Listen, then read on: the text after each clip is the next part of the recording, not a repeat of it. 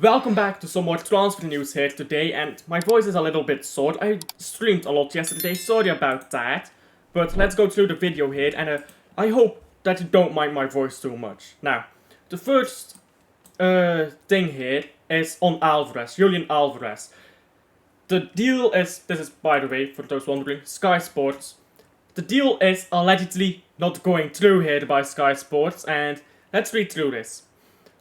This guy, the departure would have meant Atletico Madrid needed a replacement, and they had agreed an £82 million deal for Julian Alvarez. They still expect Alvarez transfer to go through. So let's go back here. Julian Alvarez moves to Atletico Madrid in doubt. You scroll down. Oh right. They still expect the transfer to go through. Read the articles, people. I have seen a lot of debate suddenly about this.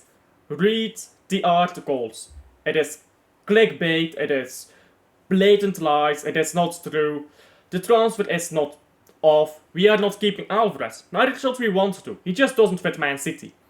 We have Haaland. Sorry, I love Alvarez, but you can't have a striker of this level and not have him play football, yeah? So, Alvarez, he's gonna leave. And we're gonna use the money that we make from Alvarez to probably buy at least one more player, but that will be for another video. Anyhow, now let me just, on a side note here, talk about this transfer window. And I'm using Transfermarkt here. Now, normally, Transfermarkt, at the beginning of a window, right, you have like 10 names, like, all beneath each other about rumors about signings. Currently, the only rumor here is this guy from, what's this? New York City, so that City Football Group, who might or might not come to Man City. We don't know. There's an 85% accuracy on this, or an 85% chance on this, according to Transfermarkt. Now, Transfermarkt is wrong on a lot of things. That's not the point here. The point is, look at how dead this transfer window is. One name, which is just another player from City Football Group who's just coming through. Then you look over at Manchester United. First of all, they forgot to remove Lenny Yoro here, who has already signed. Look at how dead this is. Only two players. Only two players. Fofana might happen, but I don't know. This is a very dead transfer window. Anyhow, moving on. We have allegedly interests in or we have clubs interested in, should I say, signing Calvin Phillips on a loan. Now, Everton, Fulham and Ipswich. Three teams that are bored. Everton might be losing Onana, so for Everton it makes sense. Ipswich, I'm sorry, I do not know anything about Ipswich squad. I did not watch the championship, and I quite frankly did not expect them to get promoted. So it will be interesting to see what Calvin Phillips will do at Ipswich. And then Fulham, I don't know. Why do they need him? They seem fine at the moment. I don't think Calvin Phillips improves Fulham's squad. Maybe a Fulham fan, if you're watching this by chance, tell me, why do you need Calvin Phillips? Or why do you want Calvin Phillips if you're a Fulham fan? So to me, this seems like a bit of fake news. Calvin Phillips, great to have him loaned out again, but we really need to get him sold. So I don't know what the details of this loan would be. Would it be loan out with an obligation to buy, with an option to buy, or would it just be a one-season loan? I'd like to know what the details are in that loan deal, but I really want him to just leave the club. Very tired of him. Calvin Phillips, he has quite a while left on his contract, I believe. I think he has 2 years left, doesn't he? Let's see here. Inshallah. Let's not talk about this anymore then. Fucking hell. Anyhow. And this is pure speculation here. The last thing that we're going to go into. I bookmarked this. Let me unbookmark this. The plan at Man City. Again, pure speculation. It's for Phil Foden and Bernardo Silva to move inside. I mean, Foden was already playing midfield last season, so Bernardo Silva to move inside.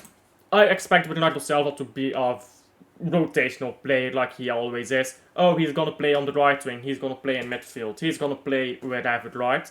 He might be playing more deep though this season. I think we might see Bernardo Silva playing next to Rodri, and sometimes when Rodri is resting, maybe having Kovacic on the pitch and then Bernardo Silva next to him, because Bernardo Silva can really boss around on midfield. So, well, when he was younger, I don't know if he can do that now, to be honest, but when he was younger, he could boss around on midfield. So, having Kovacic, who is more calm and controlled on the ball, and then Bernardo Silva next to him, that might work against weaker teams if you have them both fit, and if one of the two is out, then you can maybe drop in the likes of, what's his name, O'Reilly. Forgot his name for a second. And then you can see how does O'Reilly do, because remember, at the academy, O'Reilly played as an 8 and as a 10, not as a 6.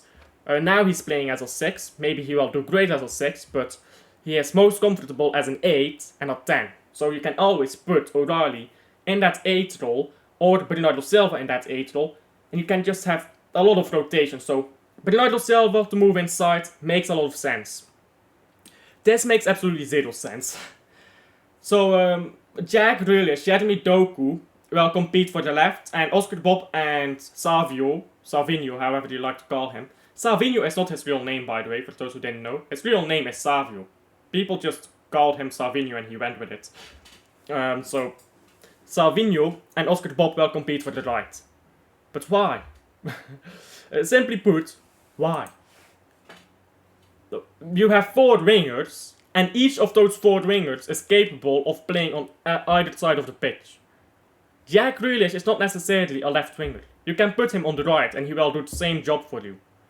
Jeremy Doku will do the same job for you at the right wing as on the left wing. Oscar Bob and Savio will do the same job for you on the left wing and on the right wing. Why constrict those players to one side of the pitch? That makes no sense. Now, I don't know this Sam Lee person, pure speculation of this guy, he just made this the fuck up. So this is why I'm gonna bring up Twitter here. Sometimes Twitter can be a great source of information here, because there's a lot of people who have inside connections with the club, who know what they are talking about, who actually talk to people within clubs. Take Fabrizio Romano, for example. The clubs literally call him to give some transfer news out.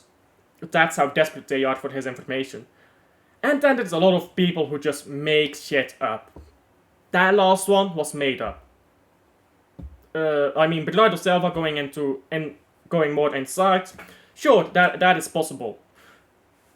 But there is no reason why to constrict your wingers to either side of the pitch when they are perfectly capable of doing their job on the other side. It's just made up. It's not that interesting. Sorry. Thank you guys for watching to the end. This was a bit of a different video from my other transfer news video. Tell me if you enjoyed this type of video where I go through multiple subjects rather than focusing on one, because I don't think that the Alvarez news was that interesting to talk about for an entire video. But yeah, like and subscribe if you're new around the channel, helps out a bunch.